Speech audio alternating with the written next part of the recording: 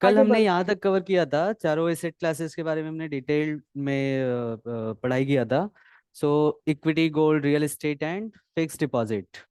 सो अभी तक किसी को कोई डाउट है? अभी तक के सेशन से कोई भी मतलब लास्ट डे जो हमने किया था उसमें से कोई डाउट है?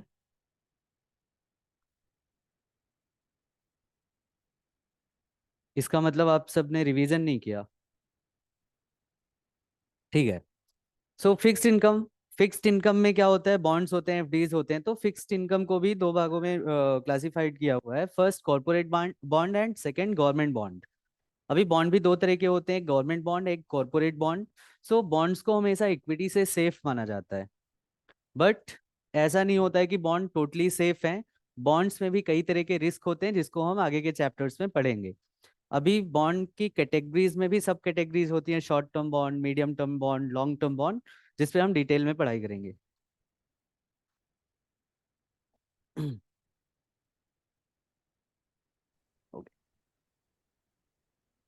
Investment avenues classified under different asset classes. अभी एसेट क्लासेस के अंदर भी जैसे इक्विटी को, इक्विटी की सब कैटेगरीज में क्या क्या आते हैं इसको हमने देखा ही, आपको दिख रहा है? इक्विटीज की सब कैटेगरी, चार एसेट क्लासेस होते हैं: equity, real estate, debt and gold. अभी इक्विटी में सब कैटेगरीज भी है इन्वेस्टमेंट की। जैसे ब्लू चिप कंपनी, अगर आपको इक्विटी में इन्वेस्ट करना है तो आप ब्लू चिप कंपनीज में इन्वेस्ट कर सकते हैं। Blue chip companies means large cap companies. Mid mid cap companies में इन्वेस्ट कर सकते हैं, स्मॉल कैप कंपनीज में इन्वेस्ट कर सकते हैं। इक्विटी में अनलिस्टेड कंपनीज में भी आप इन्वेस्ट कर सकते हैं। ऐसी कंपनीज जो अभी शेयर मार्केट में लिस्ट नहीं हुई है, बीएससी और एनएससी में लिस्ट नहीं हुई है, जिनका अभी तक आईपीओ नहीं आया हुआ है, आप ऐसे भी कंपनीज के शेयर्स को बाय कर सकते हैं। उनको बोलते हैं unlisted companies. Foreign stocks, foreign countries में लिस्टेड कंपनीज के भी शेयर्स आप बाय कर सकते हैं। वो भी एक छह इन्वेस्टमेंट मिनट अभी एवेन्यू आगे हो की सकता तरफ है। में इक्विटी म्यूचुअल इसमें फंड्स, इक्विटी तैयारी करनी म्यूचुअल फंड थोड़ी में सी आप इन्वेस्ट कर सकते हैं। बड़ी। एक्सचेंज ट्रेडेड फंड जिसको हम बोलते हैं ईटीएफ, ईटीएफ्स में भी आप इन्वेस्ट कर सकते हैं। इंडेक्स फंड में आप इन्वेस्ट कर सकते हैं। इसके सब के बारे में हम डिटेल में जानेंगे। बट इक्विटी के अंदर अगर आपको इक्विटी में इन्वेस्ट करना है तो आपके पास इतने सारे ऑप्शन हो जाते हैं जिसके थ्रू आप इक्विटी में इन्वेस्ट कर सकते हैं। दूसरा हुआ फिक्स्ड इनकम। फिक्स्ड इनकम में कौन कौन सी सब कैटेगरीज हैं? सबसे पहले आप एफडी कर सकते हैं बैंक में। जो एफडी आप करते हैं, ये ऑप्शन आपके पास हो सकता है। आरडी आप कर सकते हैं बैंक में, जो मंथली आपका पैसा डेबिट होता है, वो भी सेम एज एफडी ही होता है। इंडोमेंट पॉलिसीज आप ले सकते हैं। इंश्योरेंस पॉलिसीज होती है जिनकी फिक्स्ड इनकम होती है। मनी बैक पॉलिसीज, कुछ ऐसी इंश्योरेंस पॉलिसीज होती है जिसमें आपको कुछ अमाउंट फिक्स इंटरवल के बाद मिलते रहता है। ऐसी पॉलिसीज में आप इन्वेस्ट कर सकते हैं। प्रोविडेंट फंड में आप इन्वेस्ट कर सकते हैं, PPF, public provident fund. Sukanya Samriddhi Yojana, Sukanya Samriddhi योजना है, एक्चुअली यहाँ पे गलत लिखा हुआ है। सुकन्या समृद्धि योजना में आप इन्वेस्ट कर सकते हैं। सीनियर सिटीजन सेविंग स्कीम में आप इन्वेस्ट कर सकते हैं। मतलब फिक्स्ड इनकम की सब कैटेगरीज हैं। अगर आपको फिक्स्ड इनकम में इन्वेस्ट करना है तो आपके पास क्या क्या ऑप्शन होते हैं? Post office monthly income scheme, recurring deposit with post office, post office की भी रिकरिंग डिपॉजिट होती है जैसे बैंक में होता है। कंपनी के फिक्स डिपॉजिट होते हैं, बहुत सारी कंपनीज की एफडी होती है। Debenture and bonds, bonds and debenture में इन्वेस्ट कर सकते हैं। बॉन्ड एंड डिबेंचर दोनों सेम चीजें हैं। किस तरह से इसको अलग क्यों लिखा हुआ है इसके बारे में मैं आपको बाद में बताऊंगा। डेट म्यूचुअल फंड्स में आप इन्वेस्ट कर सकते हैं। तो अगर आपको फिक्स्ड इनकम मीन्स बॉन्ड्स में इन्वेस्ट करना है, फिक्स्ड इनकम एसेट में इन्वेस्ट करना है, तो आपके पास इतनी सब कैटेगरीज ओपन हो जाते हैं जहां पे आप इन्वेस्ट कर सकते हैं। तीसरा रियल इस्टेट। रियल इस्टेट में कैसे इन्वेस्ट कर सकते हैं? सबसे पहले फिजिकल एसेट मीन्स आप फिजिकली किसी घर को, किसी प्लॉट को, कहीं फ्लैट या फिर कोई ऑफिस स्पेस को आप बाय कर सकते हैं। Residential and commercial commercial financial asset, real estate mutual fund के थ्रू आप इन्वेस्ट कर सकते हैं। रीट के थ्रू आप इन्वेस्ट कर सकते हैं, real estate investment trust. Real estate investment trust क्या होता है ये आप समझ लीजिए। जैसे म्यूचुअल फंड क्या होता है? म्यूचुअल फंड में एक फंड मैनेजर होता है जो आपसे पैसे लेके मार्केट में इन्वेस्ट करता है। उसी तरह से रीट एक प्लान होता है, REIT, real estate investment trust. इसमें आप जैसे बहुत सारे लोग एक फंड मैनेजर को पैसे देते हैं, वो फंड मैनेजर उन पैसों से कोई बिल्डिंग खरीद लेता है, कॉमर्शियल बिल्डिंग। उस बिल्डिंग से आने वाला रेंट आप सबको डिस्ट्रीब्यूट किया जाता है एज एज अ डिविडेंड। और जो बिल्डिंग के प्राइस में इंक्रीमेंट होता है उससे आपके यूनिट प्राइस बढ़ते हैं। तो ये होता है REIT. Real estate investment trust. उसी तरह से इंफ्रास्ट्रक्चर इन्वेस्टमेंट ट्रस्ट होता है, ये भी रीट जैसा ही काम करता है। तो ये सारे ऑप्शन होते हैं रियल एस्टेट में अगर आप इन्वेस्ट करना चाहते हैं तो। चौथा एसेट क्लास क्या है? कमोडिटीज। कमोडिटीज मतलब एक्चुअली गोल्ड ही आप समझते हैं, बट कमोडिटीज में चार ऑप्शन हो जाते हैं। आप गोल्ड में इन्वेस्ट कर सकते हैं, आप सिल्वर में इन्वेस्ट कर सकते हैं, आप गोल्ड म्यूचुअल फंड में इन्वेस्ट कर सकते हैं, आप कमोडिटी ईटीएफ्स में इन्वेस्ट कर सकते हैं। कमोडिटी ईटीएफ में दो ही ईटीएफ होते हैं, एक इक्विटी एंड दूसरा गोल्ड, सॉरी, एक सिल्वर और दूसरा गोल्ड। दो कमोडिटी ईटीएफ होते हैं, silver ETF, gold ETF. Okay, so ये चारों एसेट क्लासेस में आप इन्वेस्ट कर सकते हैं इन ऑप्शंस के थ्रू।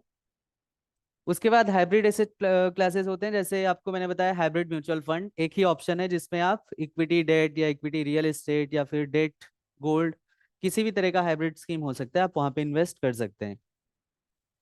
अदर इन्वेस्टमेंट होते हैं, अल्टरनेट इन्वेस्टमेंट इनको बोलते हैं, अल्टरनेट इन्वेस्टमेंट ऑप्शंस। अदर में जो लिखा हुआ है इसको हम अल्टरनेट इन्वेस्टमेंट ऑप्शन बोलते हैं।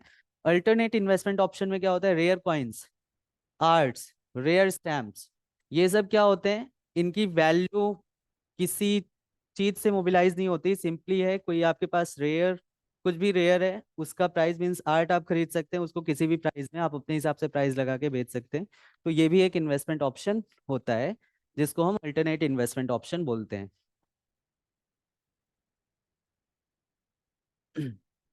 ओके, अभी इन्वेस्टमेंट आप कर रहे हैं, किसी भी तरह का इन्वेस्टमेंट आप कर रहे हैं, इक्विटी में इन्वेस्ट कर रहे हैं, बॉन्ड में इन्वेस्ट कर रहे हैं, फिक्स्ड इनकम एसेट्स में इन्वेस्ट कर रहे हैं, गोल्ड में इन्वेस्ट कर रहे हैं या रियल एस्टेट में इन्वेस्ट कर रहे हैं, कहीं पर भी इन्वेस्ट कर रहे हैं, कुछ ना कुछ रिस्क हर जगह पे होता है। अभी वो रिस्क क्या क्या होते हैं हम इसके बारे में बात करेंगे। इन्वेस्टमेंट्स में क्या क्या रिस्क हो सकते हैं, अभी तक सबको क्लियर है? अभी तक जितना जितना वर्कशॉप हुआ है इसमें से कोई भी डाउट किसी को है तो आप पूछ सकते हैं, अदरवाइज हम रिस्क पे आते हैं। अभी हमने इन्वेस्टमेंट की बात कर लिया, हमने स्टॉक मार्केट, डेट मार्केट क्या होता है, हमने म्यूचुअल फंड क्या होता है इसके बारे में बात कर लिया। अभी हम उन इन्वेस्टमेंट पे क्या रिस्क होते हैं इसके बारे में बात करेंगे। तो इसके पहले अगर आपको इन्वेस्टमेंट से रिलेटेड, इन्वेस्टमेंट एवेन्यूज से रिलेटेड कोई क्वेश्चन है तो आप पूछ सकते हैं।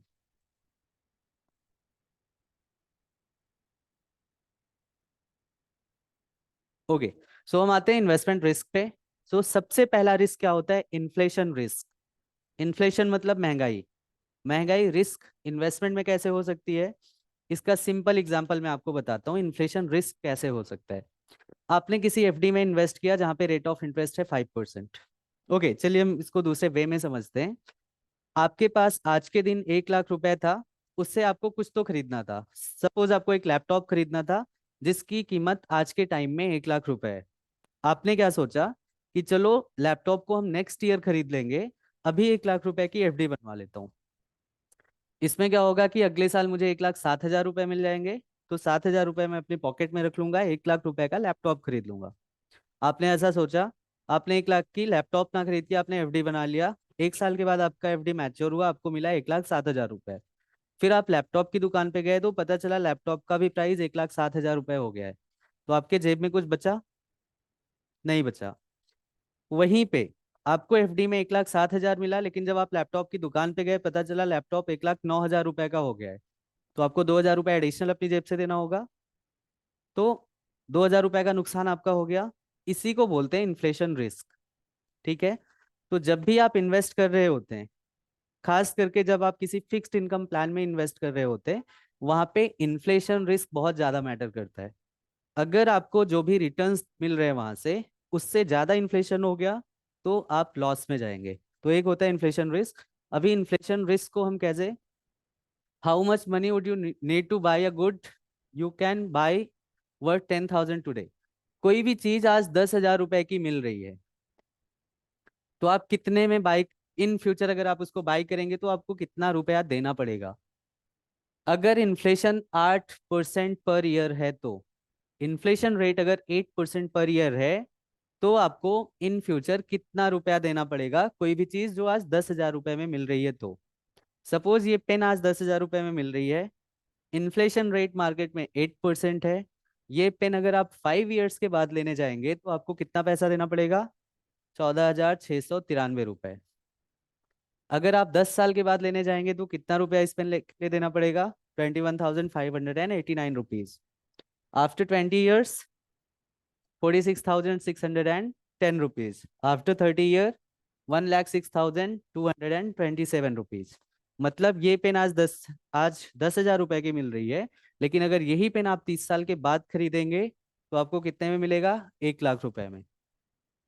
तो अगर 10,000 आप आज आपने इन्वेस्ट किया, 30 साल के बाद अगर आपको इससे कम अमाउंट मिला, इसका मतलब आपको नुकसान हुआ है। 10,000 रुपए आपने इन्वेस्ट किया, 30 साल के बाद अगर आपको 1 लाख से कम मिल रहा है तो इसका मतलब आपका लॉस हुआ है। तो इसी को बोलते हैं इन्फ्लेशन रिस्क। क्लियर है इन्फ्लेशन रिस्क? दूसरा, liquidity risk. Liquidity risk simple, किसी भी चीज को कितनी जल्दी आप लिक्विडेट कर सकते हैं। कोई भी इंस्ट्रूमेंट में आपने इन्वेस्ट किया, आपने रियल एस्टेट में इन्वेस्ट किया, आपने गोल्ड में इन्वेस्ट किया, आपने इक्विटी में इन्वेस्ट किया, आपने फिक्स्ड इनकम प्लान्स ले लिए, कुछ इंश्योरेंस प्लान ले लिए, तो कितनी जल्दी आप उसको लिक्विडेट कर सकते हैं। सपोज आपने इक्विटी मार्केट में इन्वेस्ट किया, सडनली आपको न्यूज आई मार्केट क्रैश होने वाली है, आप बेच ही ना पाए तो आपका रेट नीचे चले जाएगा। रियल एस्टेट में आपने इन्वेस्ट किया, आपको न्यूज आई कि रियल एस्टेट के प्राइजेस बहुत तेजी से गिरने वाले हैं, कुछ गवर्नमेंट के ऐसे कुछ प्लान्स है जिसकी वजह से रियल एस्टेट के प्राइस गिरने वाले हैं, तो आप कितनी जल्दी अपने रियल एस्टेट को बेच के निकल सकते हैं। तो ये एक लिक्विडिटी रिस्क भी होता है इन्वेस्टमेंट में। जब आप इन्वेस्टमेंट कर रहे हैं तो आपको सबसे पहले इन्फ्लेशन रिस्क का ध्यान रखना है, उसके बाद लिक्विडिटी रिस्क का भी ध्यान रखना है। तो सबसे कम लिक्विडिटी कहाँ होती है? Real estate. Real estate actually illiquid asset है, बहुत टाइम लग जाता है उसको लिक्विडेट करने में। तीसरा है क्रेडिट रिस्क। क्रेडिट रिस्क क्या होता है?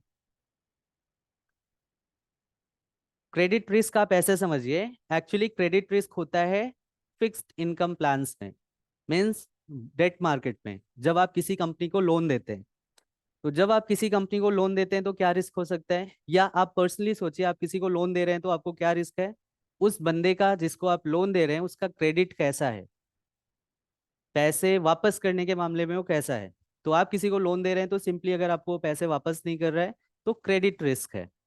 तो जब भी आप किसी कंपनी के डेट इंस्ट्रूमेंट में इन्वेस्ट करते हैं, जब किसी कंपनी के आप बॉन्ड खरीदते हैं, इसका सिंपल मतलब है कि आपने उस कंपनी को लोन दिया है, चांसेस हैं कि वो कंपनी आपके पैसे रिटर्न ना करे।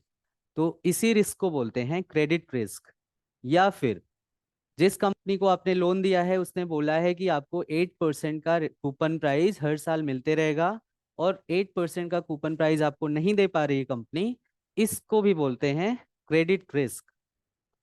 तो क्रेडिट रिस्क से बचने के लिए हम क्या करते हैं, या हमारे लिए क्या चीज अवेलेबल है कि हमें समझ में आए जिस कंपनी के हम बॉन्ड्स खरीद रहे हैं उसका क्रेडिट रेटिंग कैसा है, मतलब अच्छी कंपनी है, हमारे पैसे वापस मिलने के चांसेस कितने हैं, ये हम कैसे समझेंगे। तो सिंपल, जब कोई भी कंपनी अपना कोई भी डेट इंस्ट्रूमेंट मार्केट में लिस्ट कराती है, मतलब जब किसी कंपनी को लोन चाहिए होता है तो जाहिर सी बात है वो अपने बॉन्ड्स को एनएससी और बीएससी में लिस्ट कराएगी। लिस्ट कराने से पहले उसको सेबी के पास जाना होता है और सेबी से अप्रूवल लेना होता है कि मुझे XYZ नाम का बॉन्ड मार्केट में लिस्ट करवाना है, ताकि पब्लिक से हम लोन ले सकें। तो सेबी उनको बोलती है कि पहले आप जाके अपना क्रेडिट रेटिंग करा लो। तो ऐसी 4 क्रेडिट रेटिंग एजेंसीज हैं जिनके पास वो कंपनी जाती है और अपना रेटिंग करवाती है, और वो कंपनी जो क्रेडिट रेटिंग देती है वो कंपनी सेबी अप्रूव्ड होती है। जैसे क्रिसिल, क्रिसिल का नाम आप सबने सुना होगा। तो कोई भी कंपनी जब बॉन्ड मार्केट में आना चाहती है तो पहले वो क्रिसिल के पास जाएगी, क्रिसिल उसके कंपनी को वेरीफाई करेगी, बहुत सारे रिसर्च करेगी उनकी कंपनी पे, उसके बाद उस कंपनी को एक क्रेडिट रेटिंग मिलता है। तो सबसे बेस्ट क्रेडिट रेटिंग होता है AAA। किसी कंपनी को AAA क्रेडिट रेटिंग मिलता है, या जिस बॉन्ड का क्रेडिट रेटिंग AAA है, इसका मतलब उस बॉन्ड में पैसे वापस आने के चांसेस 99% है, मतलब क्रेडिट रिस्क कम है। सबसे लोवेस्ट रेटिंग होता है डी। मान लीजिए किसी बॉन्ड में डी का क्रेडिट रेटिंग है, इसका मतलब वहां पे डिफॉल्ट के चांसेस ज्यादा हैं, क्रेडिट रिस्क काफी ज्यादा है। करेक्ट? इसमें किसी को कोई क्वेश्चन है?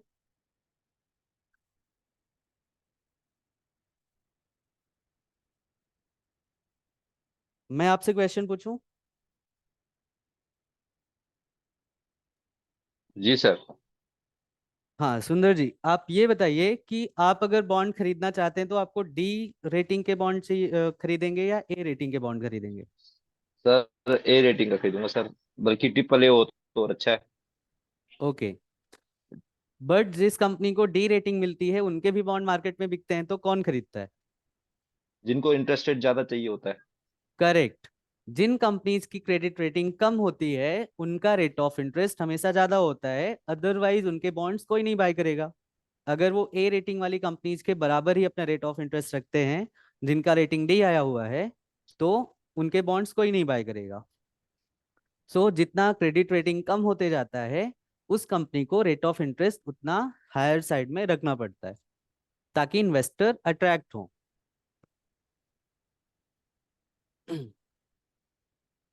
सर आप ही का पढ़ाया हुआ है। Thank you. खुश करते हैं आप बीच बीच में। सर सच तीस बात है। तीसरा है और sir, market risk and price risk. Market and sir risk. आप एंड सर आप पढ़ाते इस प्रकार से कि मैं दोबारा क्लास ले रहा हूँ आपसे। सुनने का मन करता आपको। जी, मैं कॉल करके आपसे तारीफ ले लूंगा। ओके। चौथा रिस्क होता है market risk and price risk. Market risk and price risk क्या होता है? सिंपली आप शेयर मार्केट में इन्वेस्ट कर रहे हैं, मार्केट का रिस्क है। शेयर प्राइस आपके नीचे जा सकते हैं, रिस्क है। बॉन्ड्स में क्या मार्केट रिस्क होता है? बॉन्ड के मार्केट प्राइस भी ऊपर नीचे होते हैं, कल मैंने आपको एक्सप्लेन किया था, फेस वैल्यू के ऊपर नीचे होते हैं बॉन्ड्स के प्राइस। तो बॉन्ड्स में मार्केट रिस्क होता है। तो सिंपल मार्केट रिस्क मतलब जो यूजुअल मार्केट में इन्वेस्ट करने का रिस्क है, वो है मार्केट रिस्क। अब मार्केट रिस्क होता क्यों है? किसी कंपनी का कोई नेगेटिव न्यूज आ गया, किसी कंट्री में कुछ नेगेटिव चल रहा है, जैसे बीच में कोविड आया हुआ था। कोविड बहुत ही नेगेटिव था, मार्केट बहुत ही ज्यादा क्रैश हुई थी। तो इस तरह से न्यूज के बेस पे या किसी स्पेसिफिक सरकमस्टेंसेज के बेस पे मार्केट में मार्केट रिस्क आता है। उसके बाद इंटरेस्ट रेट रिस्क। कल मैंने आपको बताया था कि डेट मार्केट में जब भी रेट ऑफ इंटरेस्ट इंक्रीज होता है, तो एग्जिस्टिंग बॉन्ड की प्राइस क्या होती है?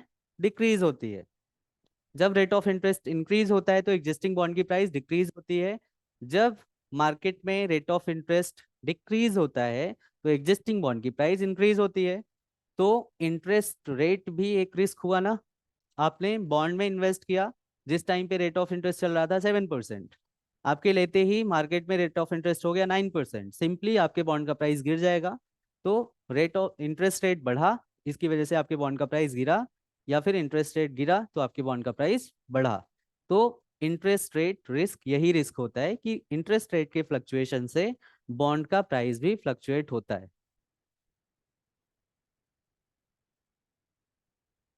ओके, सो रिस्क में किसी को कोई डाउट है? रिस्क सर वाला एक बार टॉपिक आप प्लीज सबको रिपीट क्लियर हो कर गया? यस दीजिए। सपना, आप कुछ पूछना चाह रहे हैं? हाँ सर, ये रिस्क वाला जो टॉपिक आपने अभी बताया ना, एक बार प्लीज इसे रिपीट कर दीजिए। आपको वैसे तो रिकॉर्डिंग मिल जाएगी, बट मैं शॉर्ट में रिपीट कर दे रहा हूँ। हाँ हाँ हाँ, जब चलेगा। आप कहीं पर भी इन्वेस्ट कर रहे होते हैं तो एक रिस्क होता है, राइट? आप पैसे लगा रहे हैं तो लॉस के चांसेस होते हैं, अगर प्रॉफिट के ही चांसेस होते तो हर कोई इन्वेस्ट करता, कोई सेविंग अकाउंट में पैसे ही नहीं रखता। एक रिस्क होता है इन्वेस्टमेंट में।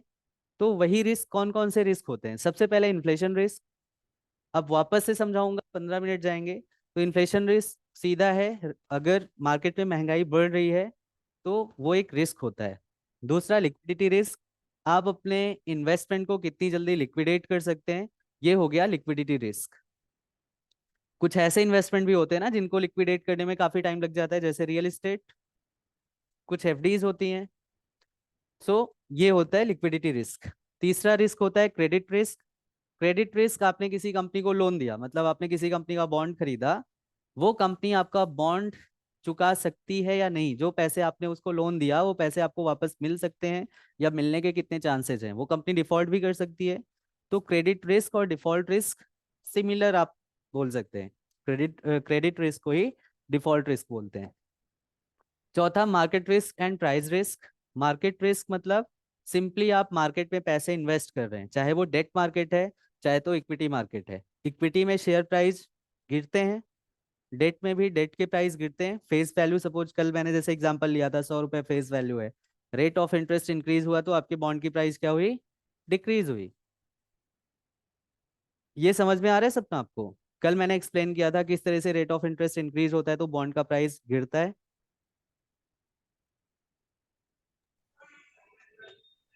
ठीक, थोड़ा बहुत वैसे क्लियर है। वही है मार्केट रिस्क। ओके। उसके बाद इंटरेस्ट रेट रिस्क, वही सिंपल, जब आप बॉन्ड में इन्वेस्ट करते हैं तो रेट ऑफ इंटरेस्ट फ्लक्चुएशन की वजह से आपके बॉन्ड का प्राइस भी फ्लक्चुएट करता है, जो कि एक रिस्क है। तो इसको बोलते हैं हम interest rate risk.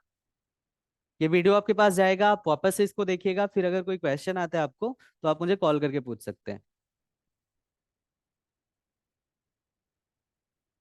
Okay, risk measures and management strategies. अभी मार्केट में रिस्क तो है, बट उस रिस्क को काफी हद तक हम कम कर सकते हैं, रिस्क को मैनेज किया जा सकता है कुछ स्ट्रेटजीज का यूज करके। तो सबसे पहली स्ट्रेटजी अवॉइड, आप रिस्क को अवॉइड कर दीजिए। जहां पे ज्यादा रिस्क है वहां पे आप इन्वेस्ट ही मत करिए।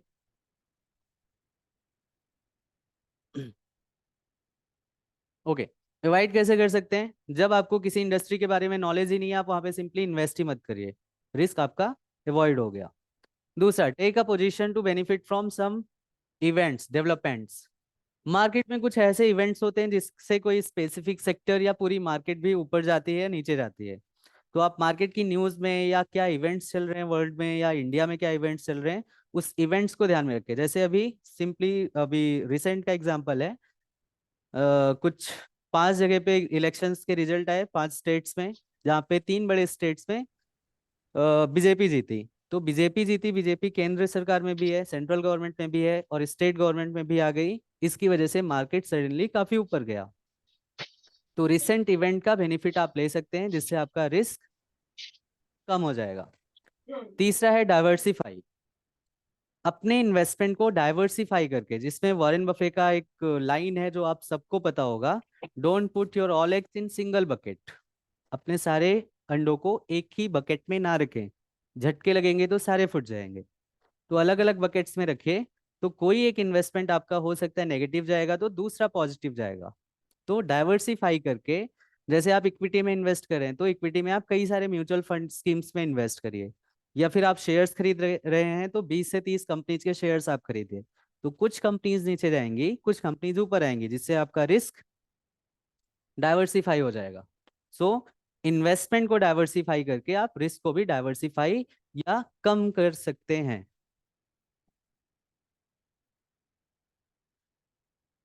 करेक्ट? यहां तक आप सबको क्लियर है?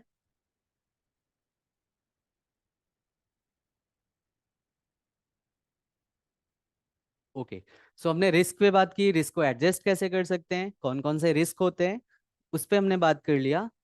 अभी इन्वेस्टर खुद से रिस्क कैसे लेते हैं? इन्वेस्टर के इमोशंस हमेशा ड्रिवन बाय सम बायजेस। तो उस बायजेस पे हम बात करेंगे। बायज क्या होते हैं? बायज मीन्स होता है कि किसी एक साइड में आपका फेवर होना, किसी एक साइड को आप फेवर कर रहे हैं दूसरे साइड को इग्नोर करके, ये बायज होता है। कोई चीज आपको अच्छी लग रही है, मतलब अच्छी लग रही है, उसका कोई भी नेगेटिव पार्ट है आप उसको इग्नोर कर रहे हैं, ठीक है, इसको बोलते हैं बायज। तो कुछ बिहेवियरल बायस होते हैं। जब कोई भी इन्वेस्टर इन्वेस्टमेंट के पॉइंट ऑफ व्यू से, इन्वेस्टमेंट के पॉइंट ऑफ व्यू से कुछ बायसेस हैं जिस पे हम डिस्कस करेंगे। जब कोई भी इन्वेस्टर अपना इन्वेस्टमेंट डिसीजन बनाता है तो उसमें कुछ बायसेस होते हैं जो बीच में आ जाते हैं, जिससे उनका इन्वेस्टमेंट डिसीजन खराब हो सकता है, गलत हो सकता है। तो उन बायसेस पे हम बात करेंगे। तो सबसे पहले होता है availability bias. Most people rely on the example and experience that come to mind immediately while analysing any data information और ऑप्शन टू चूज फ्रॉम। जैसे आपको अच्छी नॉलेज है, मार्केट की अच्छी नॉलेज है, शेयर मार्केट की अच्छी नॉलेज है, आपने किसी कंपनी पे रिसर्च करना स्टार्ट किया। रिसर्च करते ही 3 पॉइंट्स आपको ऐसे दिखे जो आपको उस स्टॉक के फेवर में लगे। आपको लगा कि ये स्टॉक मार्केट में बूम करेगा, आपने पूरा रिसर्च नहीं किया, स्टार्टिंग के 3 पॉइंट्स आपको अच्छे लग गए, तुरंत ही आपने इमीडिएटली डिसीजन ले लिया ये कंपनी का स्टॉक बाई करना है। सो आपका ये डिसीजन सही जा सकता है, बट ये एक बायस है, ठीक है। ये इमोशन में आके आपका डिसीजन गलत भी हो सकता है, जब तक कि आप पूरी तरह से जांच परख ना कर लें वो स्टॉक की। दूसरा, कंफर्मेशन बैच। कंफर्मेशन बैच क्या होता है? फॉर एग्जाम्पल, जैसे आपको कोई चीज अच्छी लग रही है, आपने आपने कोई बुक पढ़ा, आपको अच्छा लगा, आपने किसी सेकंड पर्सन से पूछा, उसने भी बोल दिया अच्छा लगा, आपको कंफर्मेशन हो गया कि ये बुक अच्छी है। उसी तरह से आपने कोई स्टॉक के बारे में सोचा, आपने उसको एनालाइज किया, आपको लगा ये स्टॉक खरीदने लायक है या फिर ये म्यूचुअल फंड स्कीम बाय करने लायक है, आपने किसी सेकंड पर्सन से पूछा, उसने भी बोल दिया ये स्टॉक बाय करने लायक है, आपने इमीडिएटली डिसीजन ले लिया ये स्टॉक में इन्वेस्ट करना चाहिए, और आपने इन्वेस्ट कर दिया। तो ये भी एक बायस है जिसको बोलते हैं कंफर्मेशन बायस। किसी से कंफर्मेशन मिली और आपने डिसीजन ले लिया।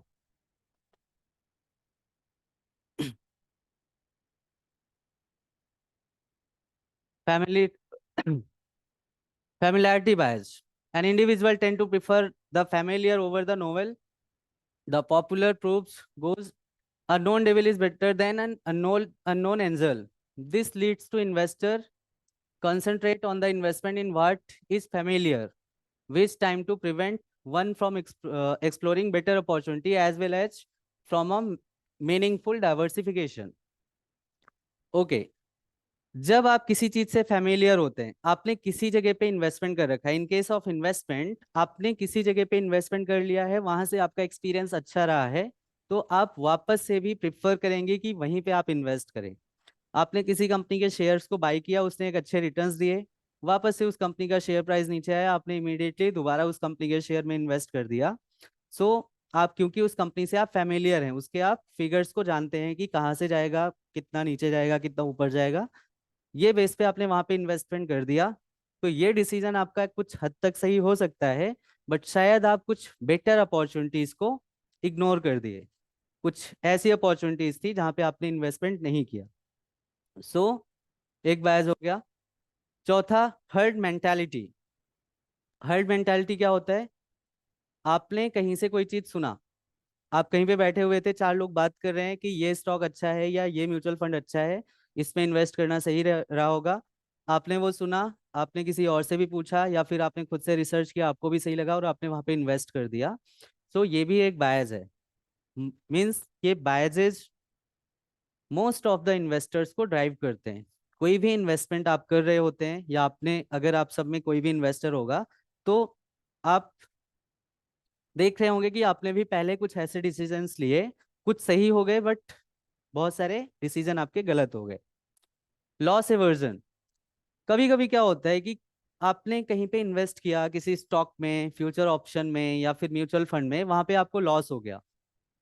सो आप लॉस को कवर करने के लिए दूसरी ट्रेड डालते हैं, दूसरा इन्वेस्टमेंट करते हैं ताकि आपका लॉस कवर हो जाए, बट वहां से आपका लॉस और ज्यादा बढ़ जाता है।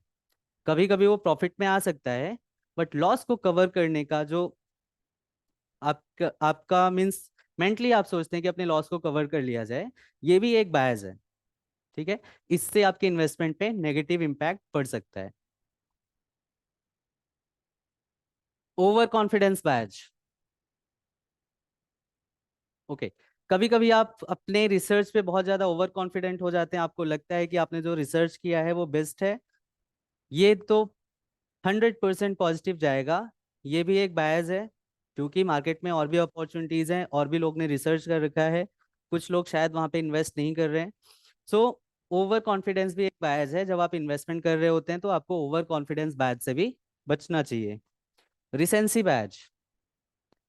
रिसेंटली हुए किसी इवेंट के बेस पे आपने जज कर लिया कि ये सेक्टर, ये स्टॉक या ये म्यूचुअल फंड ऊपर जाएगा, और वहां पे आपने इन्वेस्ट कर लिया बिना किसी रिसर्च के। सिंपली आपको कोई इवेंट दिखा रिसेंट में जो मार्केट में चल रहा है, उसके बेस पे आपने एक डिसीजन ले लिया। सो इससे भी आपको बचना चाहिए। Behaviour pattern.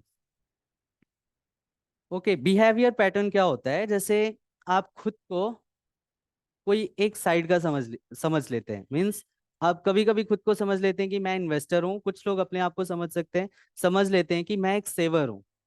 तो सेवर हमेशा सेविंग के पॉइंट ऑफ व्यू से इन्वेस्ट करता है, मीन्स वो ऐसी ही स्कीम में इन्वेस्ट करेगा जहाँ पे उसकी सेविंग हो रही है, जहाँ पे उसके पैसे बच रहे हैं। या फिर कोई इन्वेस्टर खुद को समझता है कि मैं इन्वेस्टर हूँ, वो हमेशा इन्वेस्ट करता है। मार्केट किसी भी साइड में जा रही है, वो अपने आप को इन्वेस्टर समझ के इन्वेस्ट करता रहता है। तो ये भी एक बायस है। आपको किसी एक साइड में नहीं रहना चाहिए, मार्केट का एक्सपीरियंस करना चाहिए। मार्केट मीन्स एक टाइम होता है जब आपको सेवर बनना चाहिए, एक टाइम हो सकता है जब आपको इन्वेस्टर बनना चाहिए। तो मार्केट में क्या चल रहा है उसके बेस पे आपको डिसीजन लेना चाहिए। तो आपको बिहेवियर पैटर्न पे भी नहीं जाना चाहिए, खुद को एक सेवर या इन्वेस्टर नहीं समझना चाहिए। टाइम के हिसाब से आपको चेंज हो जाना चाहिए कि किस टाइम पे आपको इन्वेस्टर बनना है और किस टाइम पे आपको सेवर बनना है। जैसे अभी मार्केट पीक पे है, तो अभी आप ऐसा सोच सकते हैं कि मैं कुछ हद तक सेवर हूँ, अभी मैं पैसे सेव कर लेता हूँ। लेकिन जब मार्केट टूटी हुई है उस टाइम पे आपको इन्वेस्टर बनना चाहिए। तो जो सेवर होते हैं वो हर एक टाइम पे उनको लगता है कि मैं सेवर हूँ, जो इन्वेस्टर होते हैं हर एक मार्केट सिचुएशन में उनको लगता है मैं एक इन्वेस्टर हूँ। सो ये भी एक बायस है, इससे भी लोगों को बचना चाहिए। Interest of the investor. Okay, interest of the investor, इसमें क्या होता है, इन्वेस्टर का इंटरेस्ट मैटर करता है। मतलब इन्वेस्टर क्या समझता है कि मेरा इंटरेस्ट ये सेक्टर में है, ये जगह पे मैं यहाँ पे इन्वेस्ट करूंगा, अदर इन्वेस्टमेंट ऑप्शंस में मैं इन्वेस्ट नहीं करूंगा। तो ये भी एक बायस हो सकता है, इससे भी आपको बचना चाहिए। जहाँ पे अपॉर्चुनिटी है, आपके अपने रिस्क एपेटाइट के हिसाब से आपको डिसीजन लेना चाहिए, कहाँ पे इन्वेस्ट करना है, कहाँ पे नहीं लेना चाहिए, लेना है, या फिर आप किसी इन्वेस्टमेंट एडवाइजर की सलाह ले सकते हैं। Ethical standard. एथिकल स्टैंडर्ड मुझे काफी हद तक सही लगता है। जैसे आपने देखा होगा कि कुछ कम्युनिटी है, जैसे जैन कम्युनिटी। जैन कम्युनिटी ऐसे कंपनी के स्टॉक्स नहीं खरीदेगा जिसमें लिकर्स होते हैं, या फिर ऐसे कंपनीज के स्टॉक्स नहीं खरीदेगा जिसमें एनिमल टेस्टिंग होती है। ऐसे स्टॉक्स नहीं खरीदेगा जिसमें टोबैकोज का प्रोडक्शन होता है या लिंक होता है। मुस्लिम कम्युनिटी भी बहुत सारे ऐसे स्टॉक्स में इन्वेस्ट नहीं करती। ये एक बायस है, बट ये बायस से हम हट नहीं सकते, मतलब इसको हम इग्नोर नहीं कर सकते, ये बायस रहेगा ही रहेगा। ओके, सो बायसेस में किसी को कोई क्वेश्चन है? बायस से आपको 2 क्वेश्चन आ सकते हैं एग्जाम में।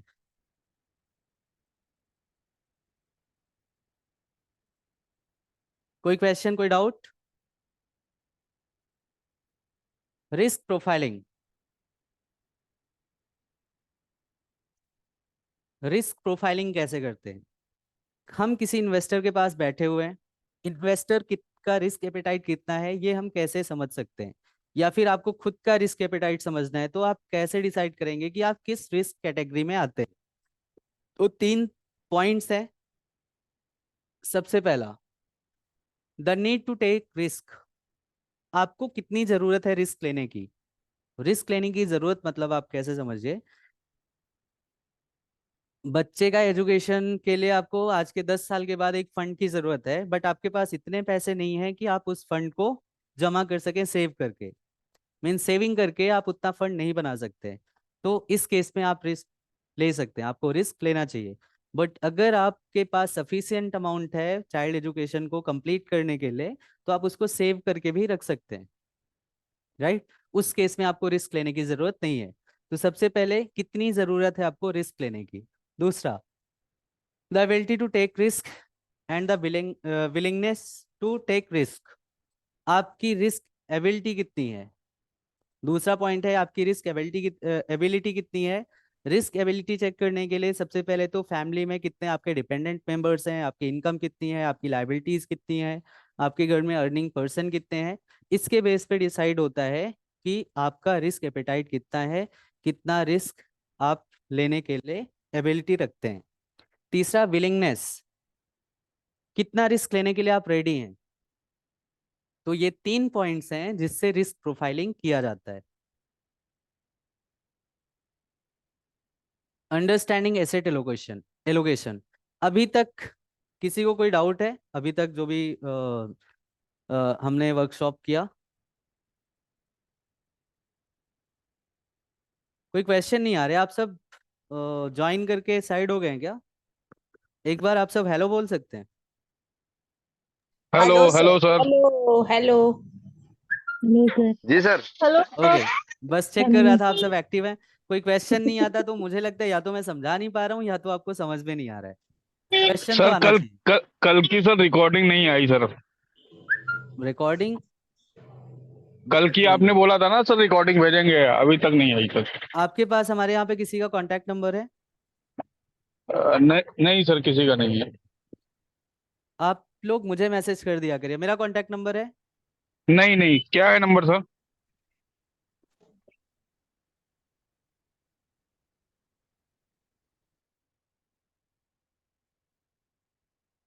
इसको पहले सेव कर लीजिए, उसके बाद आगे बढ़ते हैं। आपको कोई भी रिक्वायरमेंट है इस नंबर पे कॉल करिए, या फिर नंबर बताओ, दूसरा नंबर भी दे रहा हूँ।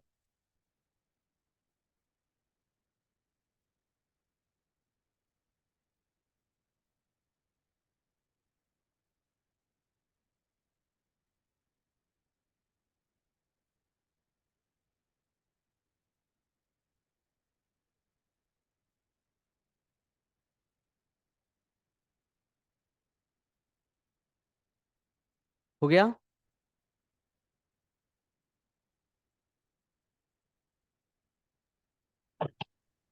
ओके। Understanding asset allocation.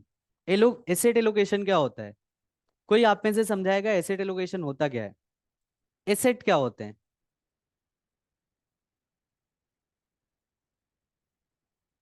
कोई भी?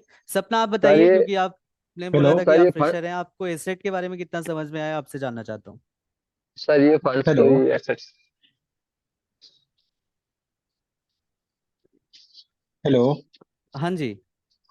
सर, एसेट वो होती है जो हमें बिजनेस रन कराने में मदद 40 करती है। 39 40 और कोई? 41 42।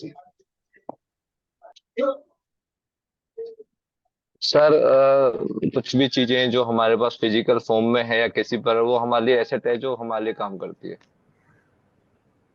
करेक्ट। हमारे पास कोई भी चीज है वो मेरा एसेट है। जी। ये बोर्ड में यूज कर रहा हूँ, ये मेरा एसेट है। करेक्ट। ये पेन यूज कर रहा हूँ, ये मेरा एसेट है। मेरे कुछ शेयर्स पड़े हुए हैं, वो मेरा एसेट है। मेरे कुछ बॉन्ड्स पड़े हुए हैं, वो मेरा एसेट है। Right. So in terms of finance, asset क्या होते हैं? Equity, debt, real estate, gold, silver. सिर्फ फाइनेंस की बात की जाए तो ये हमारे एसेट्स होते हैं। So understanding asset allocation. Allocation मतलब एसेट एलोकेशन क्या होता है? पूरा का पूरा पैसा आप इक्विटी में डाल सकते हैं? क्या 100% आप अपने कैपिटल पे रिस्क ले सकते हैं? नहीं। आपको एसेट एलोकेशन करना होगा, कितना आपको सेफ रखना है, कितने पे आपको रिस्क लेना है, कितने पे आपको बहुत ज्यादा रिस्क लेना है। राइट। तो एसेट एलोकेशन क्या होता है वो हम समझते हैं। The basic meaning of the asset allocation is to allocate an investor's money across asset categories in order to achieve some objective. किसी ऑब्जेक्टिव को अचीव करने के लिए, ऑब्जेक्टिव क्या होता है? ऑब्जेक्टिव आपका मींस इन्वेस्टमेंट ऑब्जेक्टिव क्या होता है? इन्वेस्टमेंट ऑब्जेक्टिव मतलब आप किस तरह का इन्वेस्टमेंट देख रहे हैं। मींस आपको रिस्क वाला चाहिए तो आपका प्रोफाइल रिस्क हो गया, आपका इन्वेस्टमेंट ऑब्जेक्टिव हो गया इक्विटी। क्योंकि आपको रिस्क लेना है तो आपका इन्वेस्टमेंट ऑब्जेक्टिव इक्विटी हो गया, क्योंकि आपको ज्यादा गेन चाहिए। आपको रिस्क नहीं लेना है तो आपका इन्वेस्टमेंट ऑब्जेक्टिव क्या हो गया? डेट या फिक्स्ड इनकम प्लान्स। राइट। आपको थोड़ा सा रिस्क लेना है, थोड़ा सा नहीं लेना है, तो आपका ऑब्जेक्टिव क्या हो गया? Hybrid funds. करेक्ट। ये होता है ऑब्जेक्टिव। सो आपके ऑब्जेक्टिव के हिसाब से, किसी भी इन्वेस्टर के ऑब्जेक्टिव के हिसाब से उनका एसेट एलोकेशन करते हैं, मतलब कितना पैसा कहाँ पे इन्वेस्ट करना है। That is called asset allocation. Okay. Asset allocation के तीन पॉपुलर अप्रोचेज हैं। पहला strategic asset allocation. Strategic asset allocation में क्या होता है कि हम एक स्ट्रैटेजी के बेस पे डिसाइड करते हैं कि किस टाइम पे कितना एलोकेशन कहाँ पे रहेगा। सपोज अभी मार्केट पीक पे है, ठीक है, मुझे इन्वेस्टमेंट करना है या आपको इन्वेस्टमेंट करना है। आप मेरे पास आए, आपने बोला मेरे पास 10 लाख रुपए पड़े हैं, कहाँ पे इन्वेस्ट करूं? तो मैंने क्या बोला कि सर आप एक काम करो, 10 लाख रुपए आप फिलहाल तो सेफ, किसी सेफ एसेट क्लास में रख दो। सेफ एसेट इन्वेस्टमेंट एवेन्यू में रख दो, मतलब किसी डेट फंड में रख दो या लिक्विड फंड में रख दो। और हम हर महीने उसमें से 10-10 हजार रुपए इक्विटी में ट्रांसफर करते रहेंगे। ये हो गया स्ट्रेटजिक एसेट एलोकेशन। या फिर मैंने आपको बोला कि सर जब भी मार्केट 1% क्रैश होगी उस दिन हम आपका 10 हजार या 20 हजार रुपए ट्रांसफर कर देंगे इक्विटी में। तो ये एक स्ट्रेटजी हो गई। करेक्ट।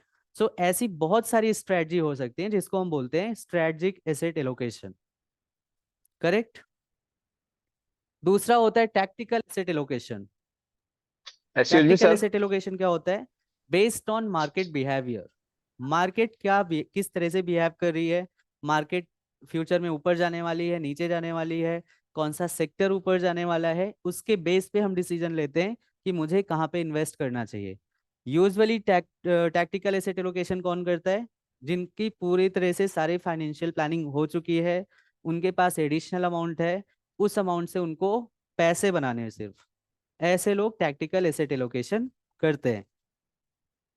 जरूरी नहीं है कि किसी का फाइनेंशियल गोल कंप्लीट हो वही टैक्टिकल एसेट एलोकेशन करे। कुछ लोग बहुत जल्दी पैसे डबल करना चाहते हैं, वैसे भी लोग टैक्टिकल एसेट एलोकेशन कर सकते हैं। एक्सक्यूज सो मी सर। हाँ जी। सर मैं ये कह रहा हूँ, जैसे मान लो किसी का क्लाइंट या कस्टमर ने एसआईपी ले रखी है और उसे लगता है कि मार्केट गिर चुकी है, तो वो वहां पे और भी फंड ऐड करना चाहता हो, तो हम्म। वो पॉसिबिलिटी होती है क्या सर इस प्रकार से? हाँ जी, हाँ जी। एडिशनल परचेज होता है, एडिशनल परचेज आप कर सकते हैं। जी जी, वही पूछा था सर, क्योंकि कई बार क्या होता है, जैसे कल मार्केट गिरी थी काफी अच्छा और आज रिकवर करी है, तो लगता है कि आज ऊपर जाएगी। जो लोग अगर मार्केट की नॉलेज रखते हैं, तो वो किसी को सजेस्ट करें कि और भी एनएवी बाय करना चाहे तो कर सकते हैं ना सर? हाँ जी, एडिशनल परचेज बोलते हैं। आप किसी भी स्कीम में एडिशनल परचेज कर सकते हैं जहाँ पे ऑलरेडी आपका इन्वेस्टमेंट है। तो वो तो सर मंथली होता है एसआईपी, ये इन बिटवीन भी कर सकते हैं ना इसमें? कभी भी कितनी भी यूनिट्स बाय कर सकते हैं। ठीक है sir, thank you.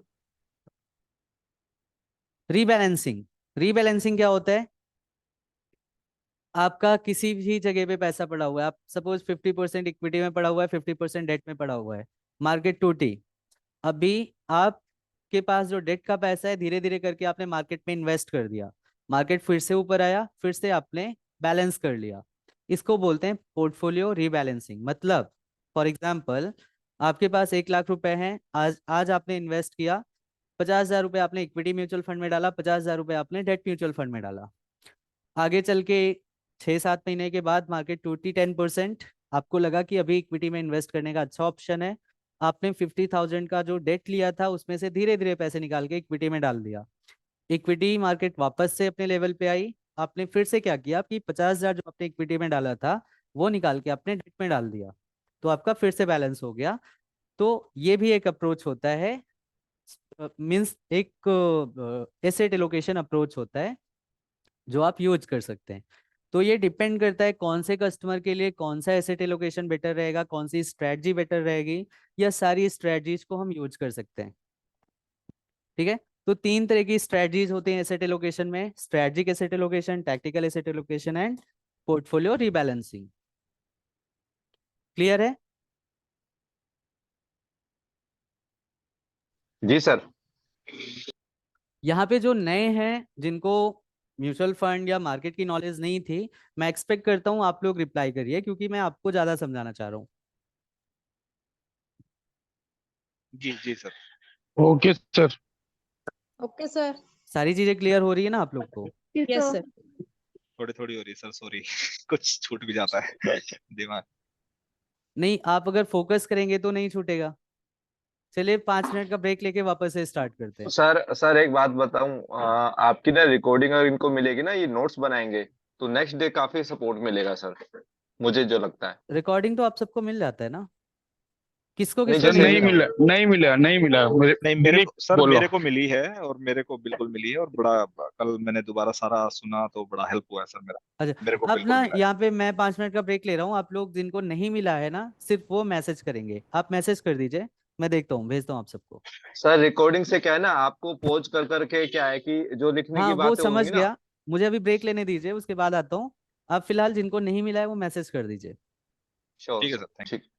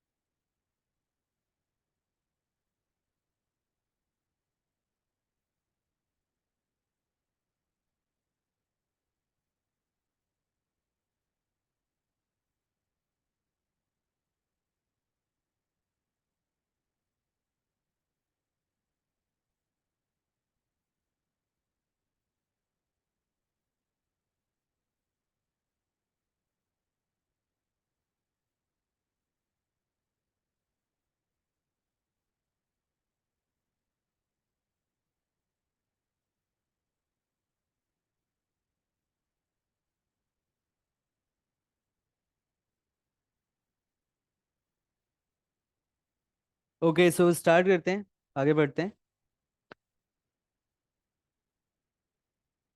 Do it yourself versus taking professionals help.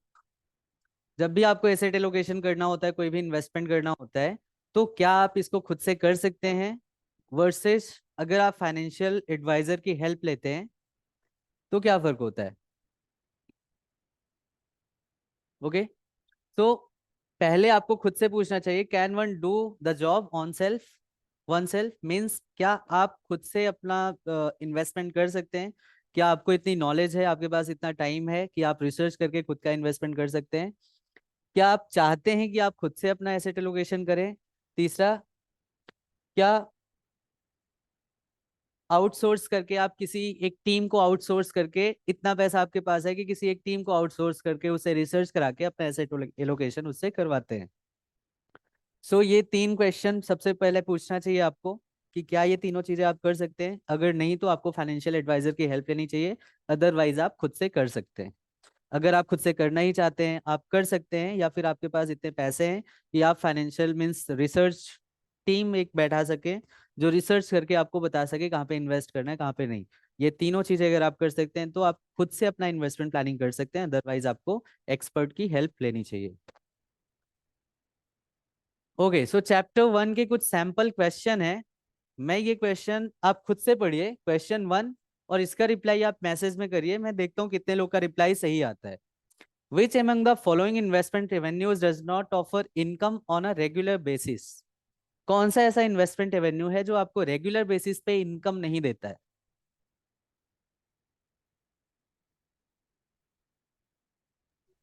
Sir नाम तो बताइए ऑप्शन ये ए। ऑप्शन का। ऑप्शन है ना, real estate, physical gold, stocks, debenture. Sir option A, real estate.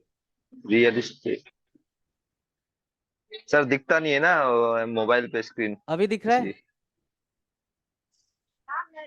Real estate, physical gold, stocks and debenture, हाँ। Regular income, कौन fix सा इनकम। ऐसा इन्वेस्टमेंट रेवेन्यू है जो आपको रेगुलर इनकम नहीं देता?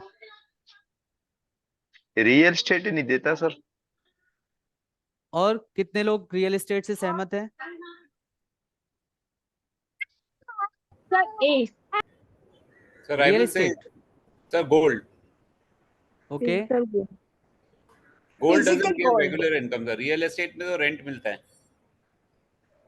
बात तो सही है। Physical gold, sir. ओके, सो इसमें यही आपको ये चीज ना मैं ट्रेनिंग में नहीं बता सकता हूँ, ये क्वेश्चन आ गया इसके लिए मैं बता रहा हूँ। रियल एस्टेट से रेंट आता है और सबसे बढ़िया रेगुलर इनकम का सोर्स रियल एस्टेट ही होता है। स्टॉक से हमें क्या मिलता है? Dividend. डिविडेंड्स मिलते हैं, राइट? Stock dividend Dividend. देता है ना, Dividend. तो यहाँ से भी हमें रेगुलर इनकम हो सकती है, जरूरी नहीं है कि हो, बट हो सकती है। डिवेंचर्स में हमें इंटरेस्ट मिलता है, bond and Debentures, debenture interest. दोनों सिमिलर होते हैं, तो डिवेंचर से हमें क्या मिलता है? Interest. इंटरेस्ट मिलता है, रेगुलर मिलता है। बट फिजिकल गोल्ड, घर में आपके सोना पड़ा हुआ है, वो कौन सा रेगुलर इनकम आपको दे रहा है? राइट, तो फिजिकल गोल्ड। दूसरा क्वेश्चन है, which among the following asset categories can also be purchased for consumption purpose apart from an investment? ऐसा कौन सा एसेट क्लास है जो आप कंज्यूम भी कर सकते हैं, जिसका आप यूज कर सकते हैं, यूटिलाइज कर सकते हैं? Real investment estate. तो है ही है, यूटिलाइजेशन भी हो रहा है, कंजम्पशन हो रहा है। Real Real estate, estate. Stocks, bond, debenture.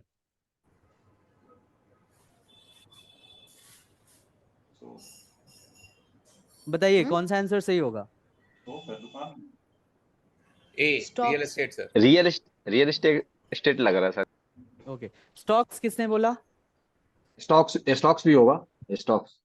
Stock भी हो सकता है। स्टॉक को कैसे कंज्यूम करेंगे आप, इसको कैसे यूज करेंगे? Shares रियल में? Estate, loan real against estate आपने सिक्योरिटीज एक भी होता फ्लैट है। खरीदा, उसमें आप रह भी रहे हैं और वो एक इन्वेस्टमेंट भी है। आपने लैंड खरीद लिया, उसमें आप खेती भी कर रहे हैं और उसका प्राइस भी बढ़ रहा है। बाकी और किसी भी चीज में, बॉन्ड, डिवेंचर, स्टॉक्स, इनमें ऐसा नहीं होता, किसी को आप कंज्यूम नहीं कर सकते, वो सिर्फ एक इन्वेस्टमेंट ऑप्शन है। बट रियल एस्टेट आप कंज्यूम भी कर सकते हैं। गोल्ड आप कंज्यूम भी कर सकते हैं, गोल्ड आपने खरीद लिया फिजिकल, आप उसको यूज कर रहे हैं, right? So gold and real estate एक ऐसा इन्वेस्टमेंट है, गोल्ड सिल्वर रियल एस्टेट, जिसको आप कंज्यूम भी कर सकते हैं और साथ ही साथ वो इन्वेस्टमेंट भी है। तीसरा, what is the real rate of return? Real rate of return क्या होता है? अच्छा, ये चीज आप शायद इसका आंसर ना दे पाए, फिर भी मैं देखता हूँ कितने लोग सही आंसर देते हैं।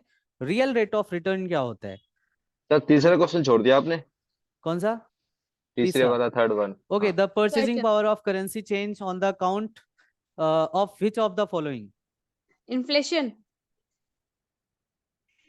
The purchasing power of currency, okay, Sir, inflation. Inflation नहीं होगा सर करेक्ट। सो इसमें इन्फ्लेशन होगा जो करेंसी की परचेजिंग पावर को कम करते जाता है, राइट, या करेंसी की परचेजिंग पावर को फ्लक्चुएट कर सकता है। What is real rate of return? A, return that investor get after payment of all expenses, return that investor get after all taxes, return that investor gets after adjusting the risk, return that investor gets after adjusting inflation. Inflation होना चाहिए sir. कोई और? ये Sir, समझ में, ये after question taxes. समझ में किसको आया? After taxes, sir. Return that the investor gets after taxes. हाँ, एक तो नहीं सर screen चली आपने गई। सर आपने हेलो हेलो हाँ हाँ जी, inflation, sir. Sir after inflation होना चाहिए ना, कि भाई आपने एक एग्जांपल दिया था ना, 1 लाख हाँ जी, इन्वेस्ट हाँ भी जी, किया हाँ है, जी, 1,07,000 का भी हो गया वो लैपटॉप, और हमारा पैसा भी 1,07,000 है, तो बचा क्या? करेक्ट। सो इन्फ्लेशन को एडजस्ट करने के बाद जो हमें रिटर्न मिलता है, एक्चुअली वो हमारा रियल रेट ऑफ रिटर्न है।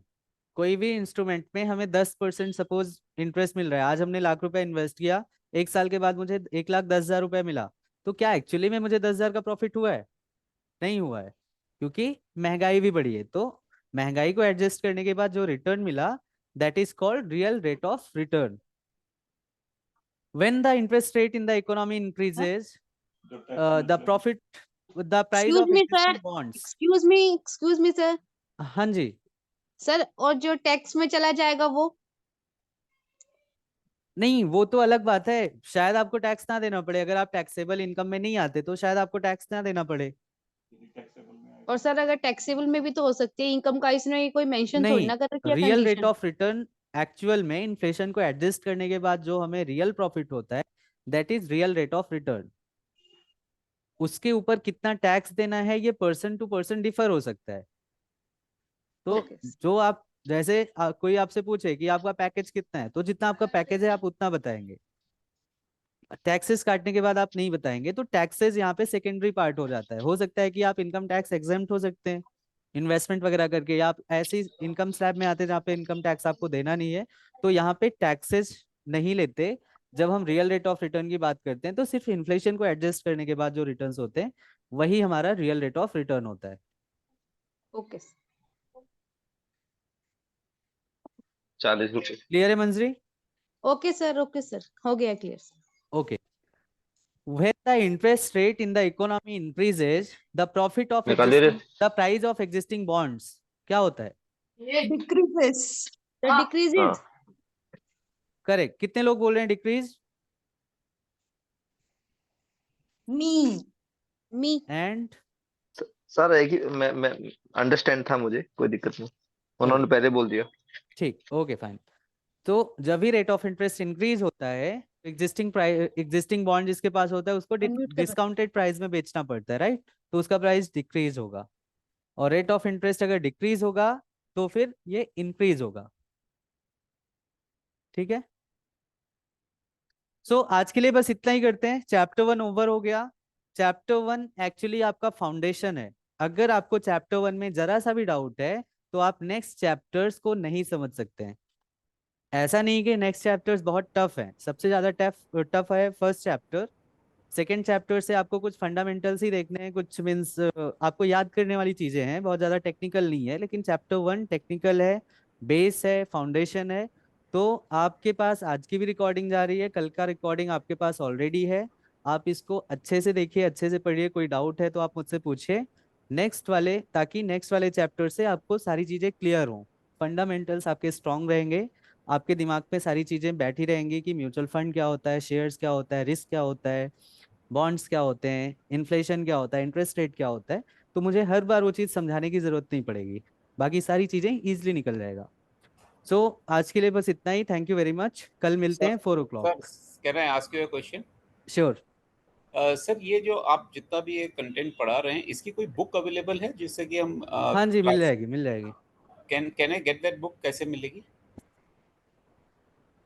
अच्छा, आपके व्हाट्सएप पे मिला होगा, आप देख लीजिए। बुक?